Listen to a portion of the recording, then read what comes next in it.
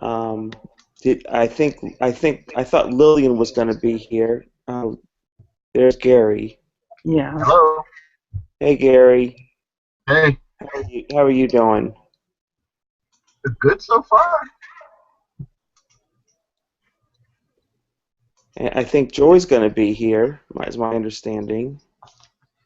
Yeah, I sent a link out to everyone, so hopefully they all have it. And Gary, I sent the link out also to Chris and Byron, who you said Thank wanted you. to join the call also. Well, hopefully they can.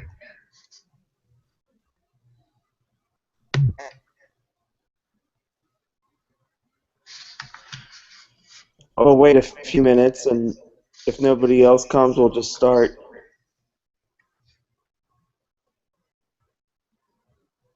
So has the weather cooled off everywhere? Finally. It's cool here. Yeah, it's been pretty nice the last couple days. But it's not going to last. It's supposed to get warm and humid by Wednesday here in Louisville. Probably means it'll come eventually here too, darn it. Yeah, exactly. Darn But you know, that's okay. I'd much rather have this weather than snow. I'm the other way around. No, I guess I like the 4 seasons, so I don't mind the hot as long as we get the cold. Yeah, well, we get enough. I think a week would be enough.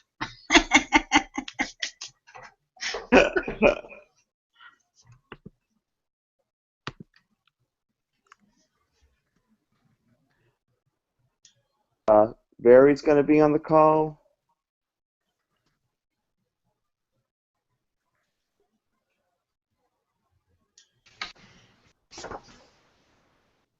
Hi, Joy. Hey, Steve. Hey, Joy. Hi, Joy.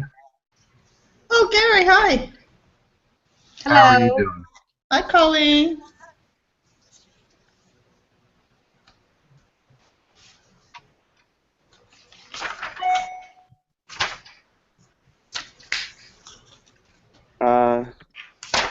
So should we get started? Sure. I'll open us up in prayer. God, we're grateful for those who could be here this evening, and we just pray that we're able to connect and share and have good fellowship within our network. In Jesus' name, amen. Amen. First thing I want to mention is the network gathering that's coming up in October. I'm going to be sending out a notice this week, a short newsletter article, and Colleen, I'm going to use your little thing as a devotional, but we haven't gotten much from the churches, so it's just going to be a short article. The young adults group is together to plan worship and the afternoon session and Friday night activities. The last couple of weeks, we almost hit a snag because two of them are in seminary, and somebody's got a TV on this flashlight.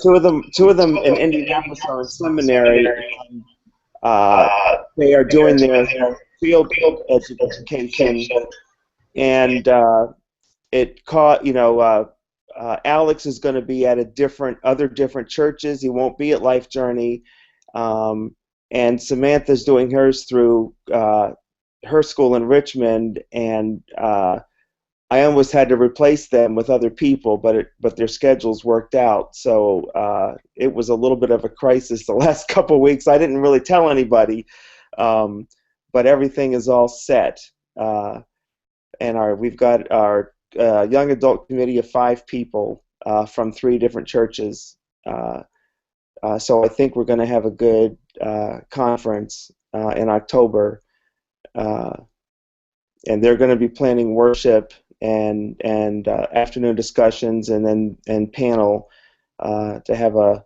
network discussion about issues about how we can be more engaging with young adults in our churches. So registration forms and everything will be out this week as well, and hotel cost is only $39.99, so that's a plus. Gary, I wanted you to be aware that we've invited Brad to participate actively as one of the young adults. Yeah, That's Brad. good. Yeah, it's told me. Brad from Columbus. Actually, it's 4 churches. It's Brad from Columbus, Anna from Dayton, Samantha and Alex from Life Journey, and then William. And I guess I'm not sure if how much his wife will participate, but William is the worship minister there at Louisville. So I guess that's 4 churches that are involved. That's good. Excellent. And Joy, I told them to contact you for facility issues. And if one thing that he indicated he would bring an overhead projector and a screen. Who's that? Who can bring one? William. Okay, because I don't know if he was talking about using our churches, because we have the same thing. So he wouldn't have to borrow one from the seminary. Oh, I don't know.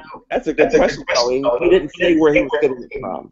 Yeah, he might not know we even have those because we haven't used them at this new building. Ah, okay. That might be good then, because he made it sound like he had one, but you're right. He may have been borrowing it from a seminary. Yeah. Okay, good. Yeah, I'm glad you said something. But yeah, he was willing to do that. And he does have a wedding Sunday, but it turns out that there's a rehearsal dinner Saturday, and he's driving to Nashville, Indiana, so it's not as bad as we thought. So he's going to be with us most of the day.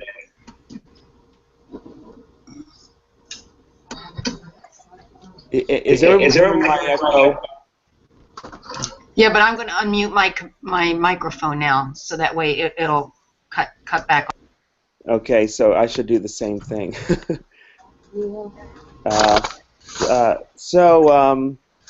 Gary, what's going on in Columbus?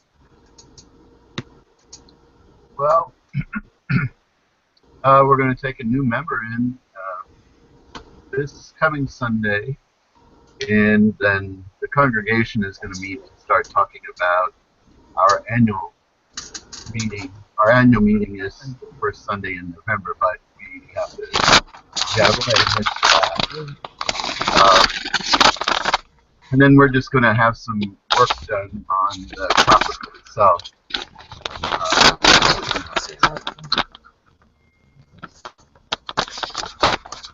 But things seem to be going pretty good. People are encouraged. Number of guests over the last 2 weeks. So that's always encouraging. Who's that guy? Once you go through a dark valley, it's always nice to okay, see He's that from we're past the valley and we're moving out of it. Gary.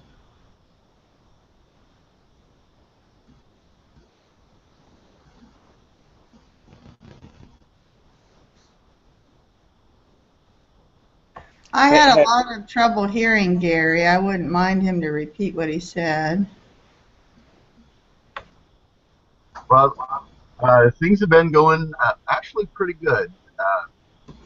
We're redoing our mortgage. We got rid of the balloon payment that was coming up, and we're taking in a new member. I think it's this coming Sunday. We're having a church picnic. It's going to be here at our house on 3rd of September, and we've had an awful lot of visitors and guests over the last few weeks, so that's actually pretty encouraging. Kind of for a lot of people who just were discouraged, coming back out of the valley and starting, well, we've been seeing the light for a while, but just being reinforced in that encouragement. That's good.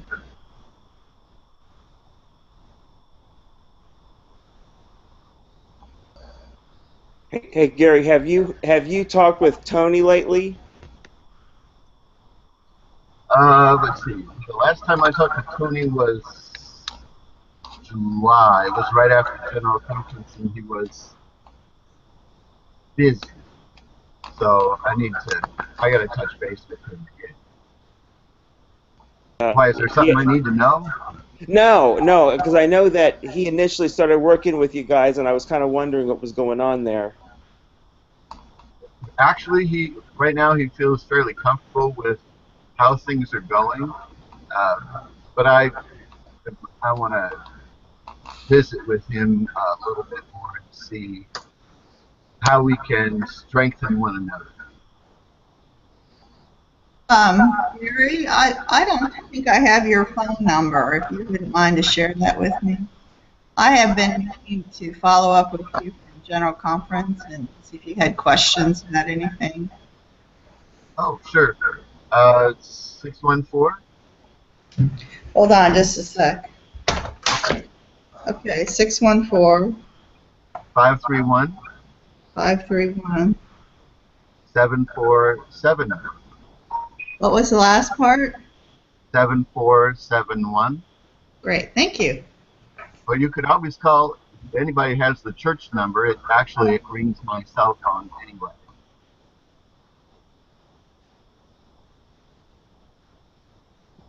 Well, so Lillian, what's going on at Paducah? Well, we're doing church picnic at our house on September 3rd. Our attendance has been a little bit down, but offerings have been up. So things are looking a little brighter in the financial end of it.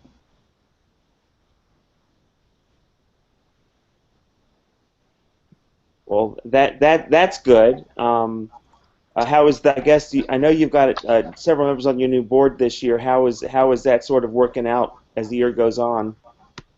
Well, we're still going through the audit process. We're going back as far as we can. We refinanced the church mortgage so that we didn't have to worry about the balloon payment, which has greatly reduced our monthly payment there. Well, that'll help finances. Yeah, I mean, yeah, yeah. yeah. Uh, Yeah, we only had to refinance 30,000 at a very, very low interest rate, 3.12 or something. I mean 3.5. We got a great that's deal.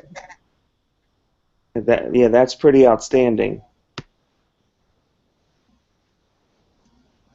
So, like I said, we seem to be limping along, but still going along. So, not having much luck with Bible studies. We tried to offer one in August, and no one showed up for it. So, we're not going to try again until September or October. I guess what were you trying to do in August? We were trying. We had a member that wanted to do one on the bad boys and bad girls of the Bible, but we just could not get anybody to come out for it. I don't know whether it was because a book was being required to be bought, or if it's just the time of the year, or what's going on. So if anybody has a suggestion on a good Bible study that doesn't require buying something, I'd really appreciate it.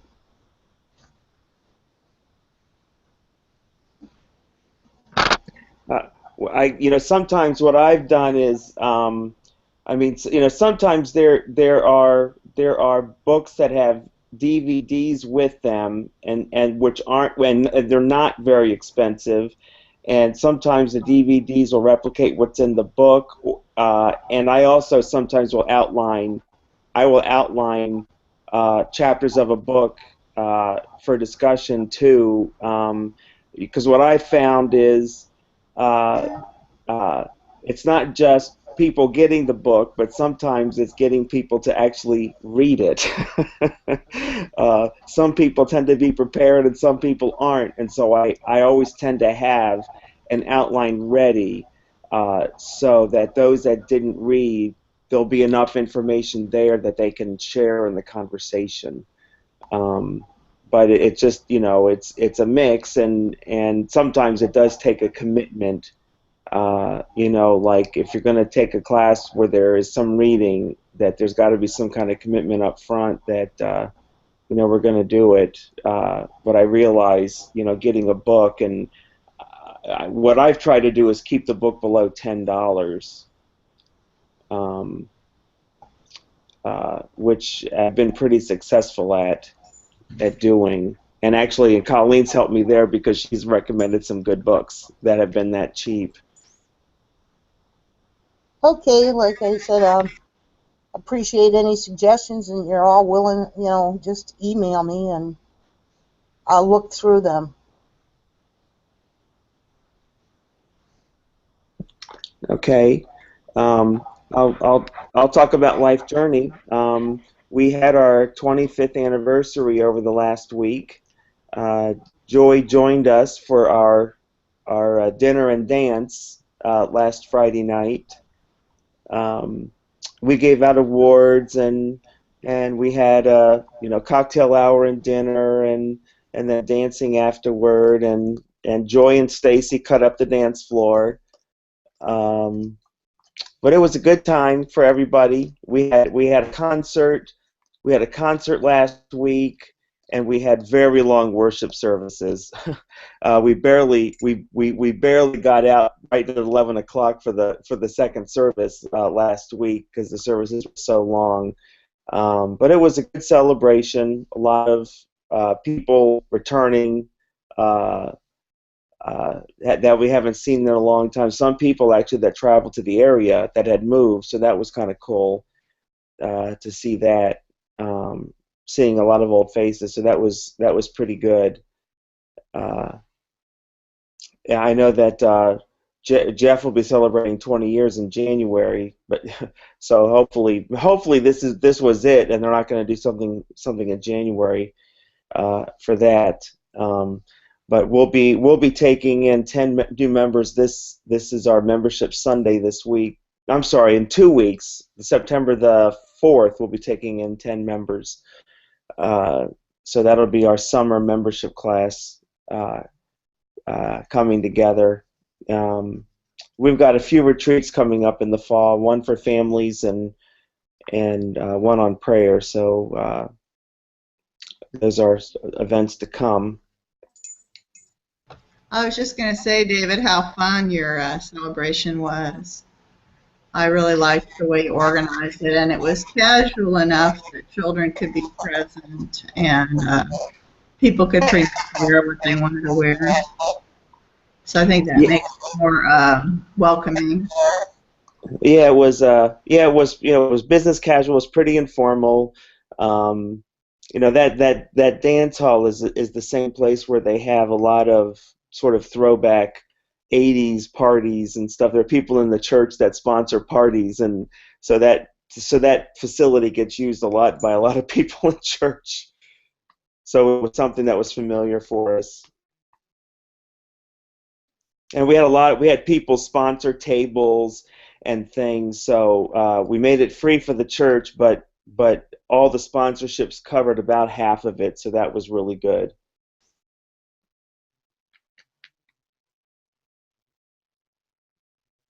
So what about you, Colleen? What's going on? Well, everything, we've been busy here, and I'm so happy that your celebration went very well. I wish we could have been there to join you. Yesterday we completed our generosity campaign, or stewardship fund, whatever you want to call it. I have to say, not as many people filled out their contribution cards as what we would have liked to have received, but maybe they will once Labor Day is here and people kind of settle down and start returning to church more full time. We also completed a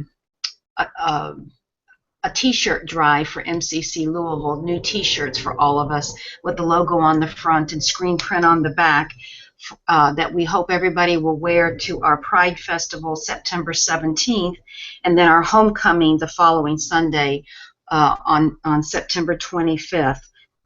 Tomorrow I'm going to be volunteering at the Kentucky State Fair for Kentucky Fairness, so I will be there tomorrow. And we held a new member class yesterday, and we had 5 people attend. And 2 of them will want to have their baptism reaffirmed before they're brought into the church. But I'm intending to bring them into the church on Homecoming Sunday. And that way, as people come in who used to be there, they can see the church moving forward and growing.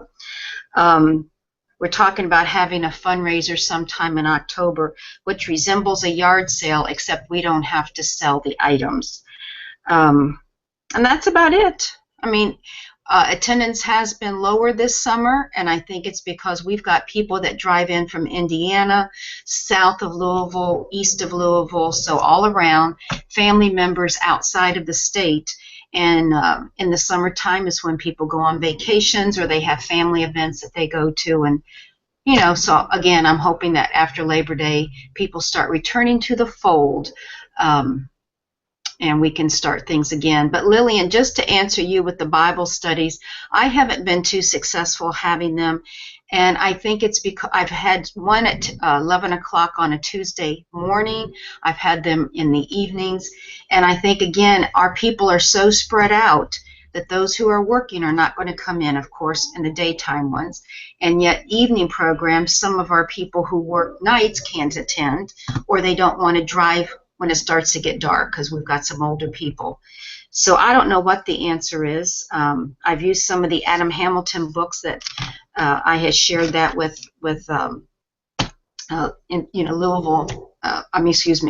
Life Journey with David. They're good books. You can get the DVDs, but you can't. It's not like going fishing and you can send out your lure and just reel them in to come to Bible study. So we're going to have to keep working on that. So that's it. So what is the Pride Festival in September? What is that? It's a second annual Pride Festival. It started last September, and our big one in June is Kentuckiana. So we've got people from southern Indiana as well as throughout Kentucky. This one is strictly for Louisville. It's called Louisville Pride Festival, and it's in on Bardstown Road, which is very close to where our old church used to be. And so last year, when the first time they had it, people really enjoyed it.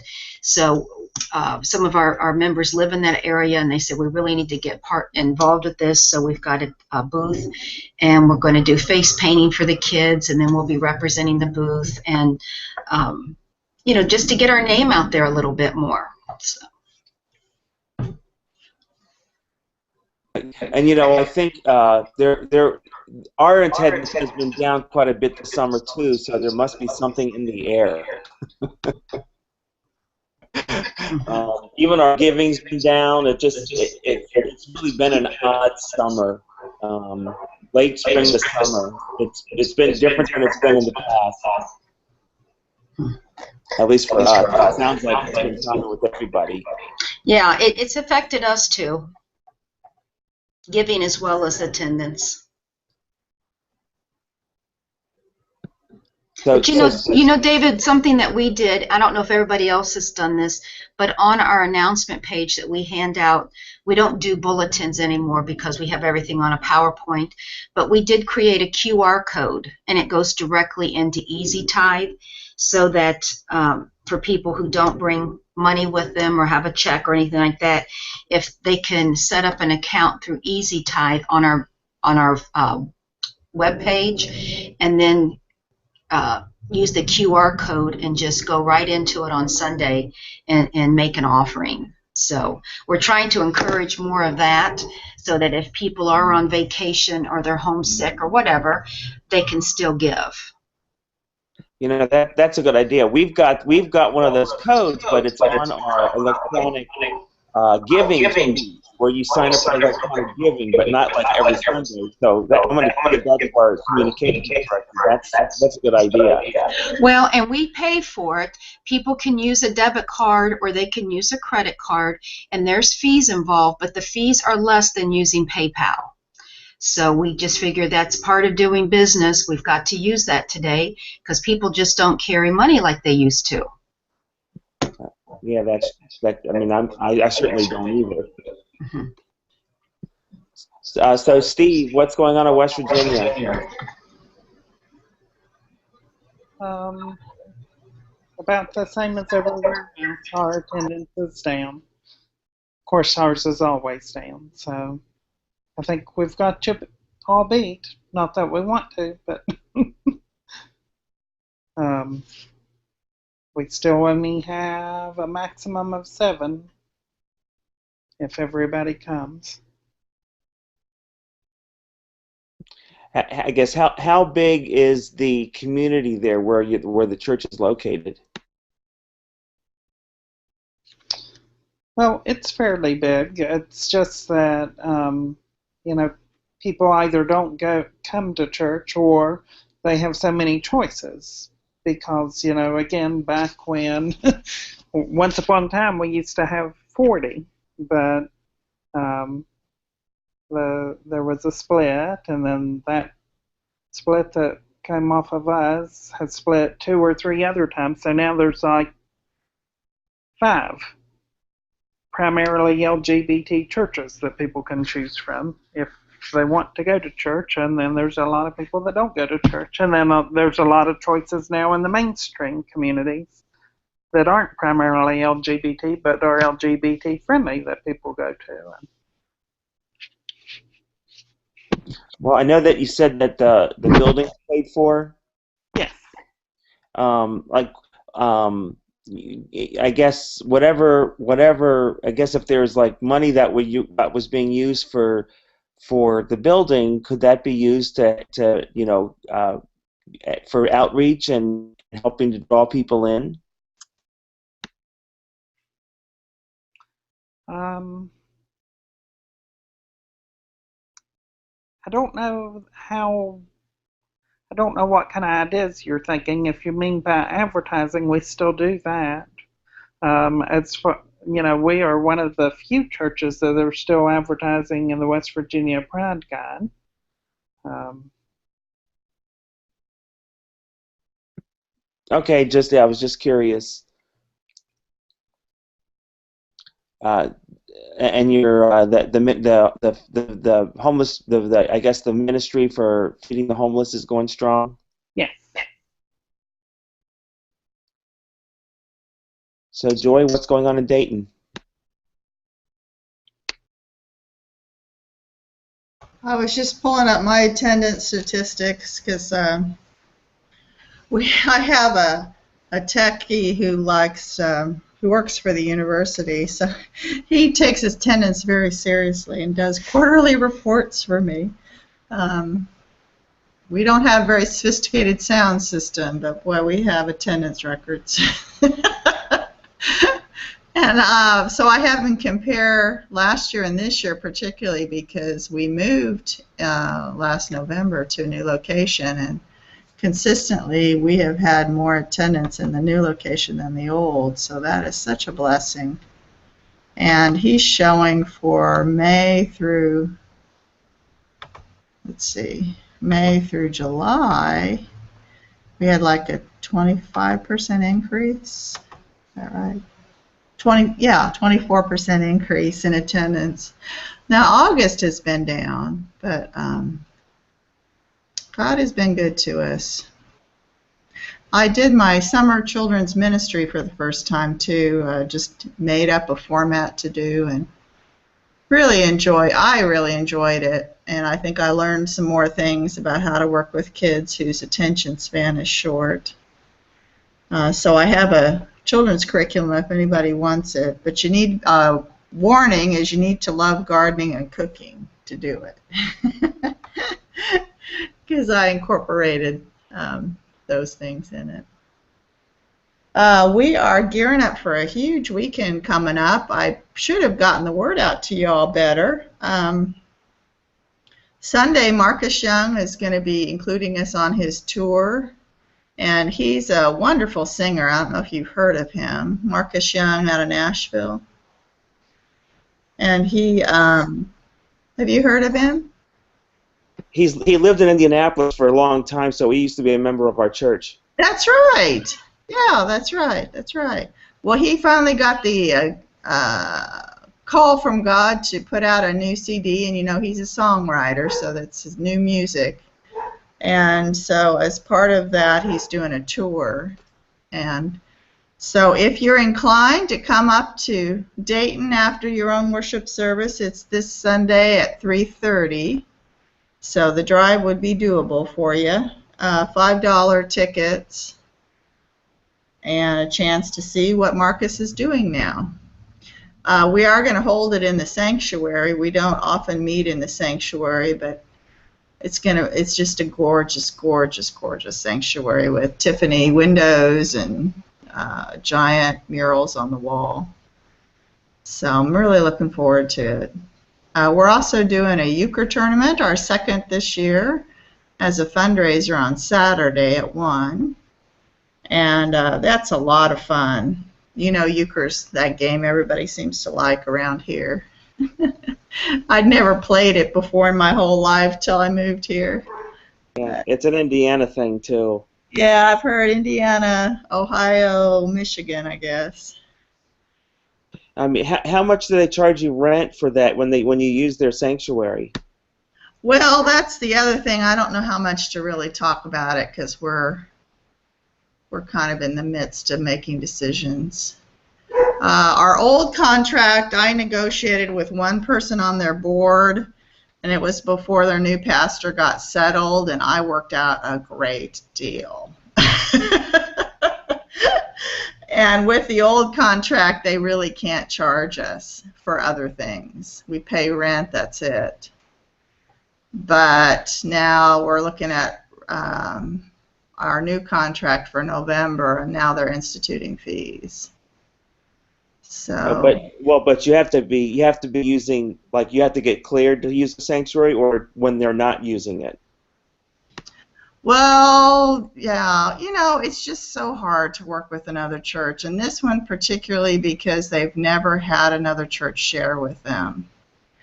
And they've got an older congregation of people who are stuck in their ways. So they've been really possessive about their sanctuary, and they had this illusion that we would stay in their chapel, which we've decided really will not hold more than 40, and we've been breaking 30 about once a month.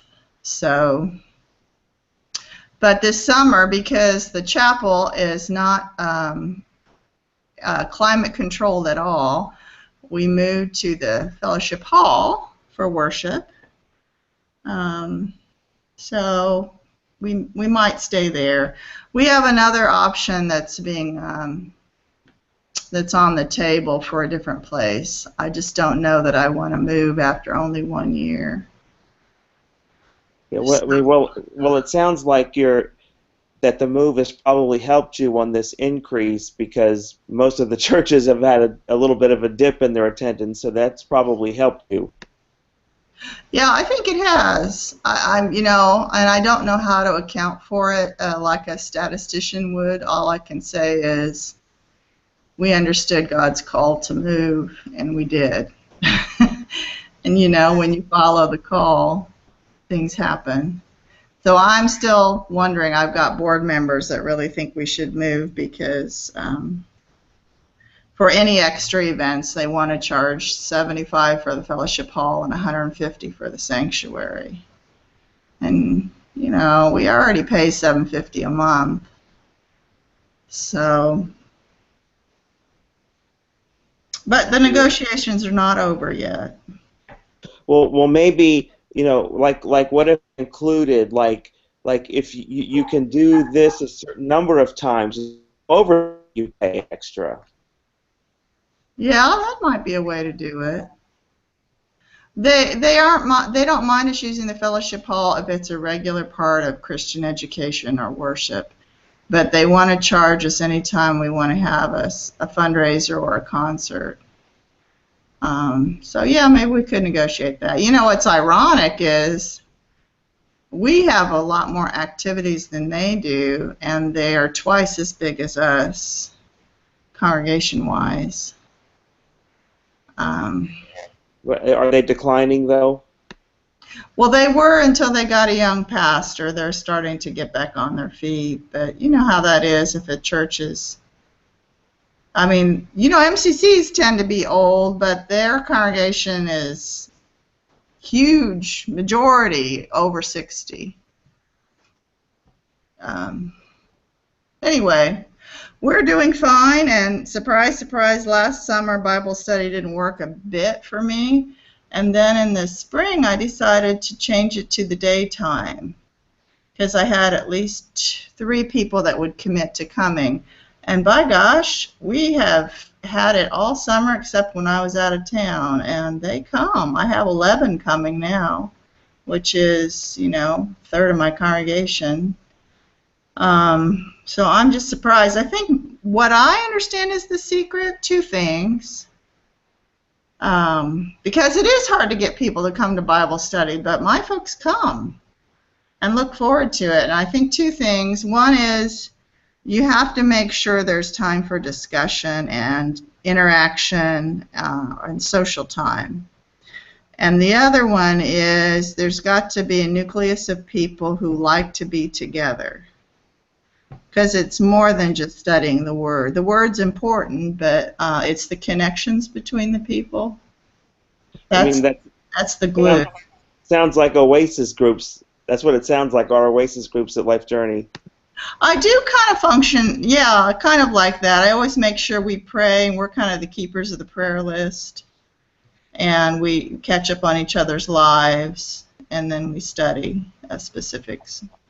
Book of the Yeah, I mean, like, for example, my Oasis that I live outside of town, it's to the Tuesday and you know, barbecue hoedown, and then we have a bonfire, or have karaoke set up by the bonfire.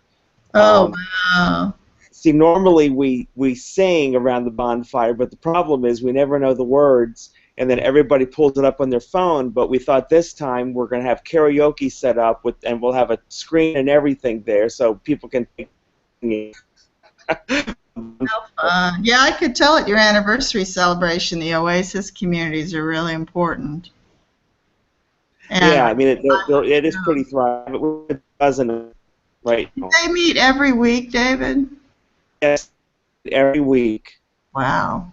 Well, It's that's on. what I do too. Bible study meets every week. But I think the difference between what we're doing and you do is you include service projects, which I think is a great idea. Yeah, we make sure we have like dinners and social time and going out, But doing you also social. have activism, don't you? Yes, and doing things together. Yeah, we've got like in my Oasis, we help feed a group of women who come together who are addicts and they're recovering addicts, trying to get their lives back together. So we serve them dinner like once a Thursday night a month. Yeah.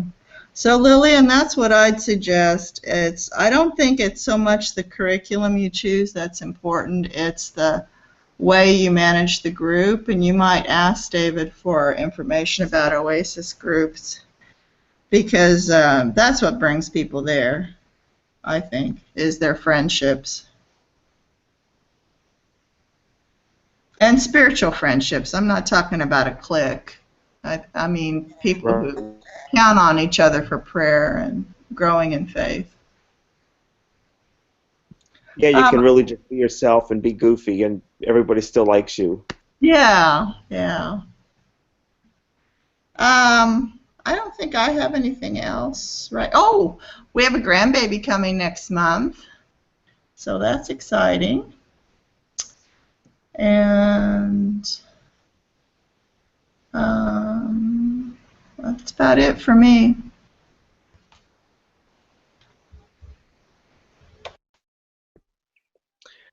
So, are there any like special prayers that we need to be lifting up for our churches?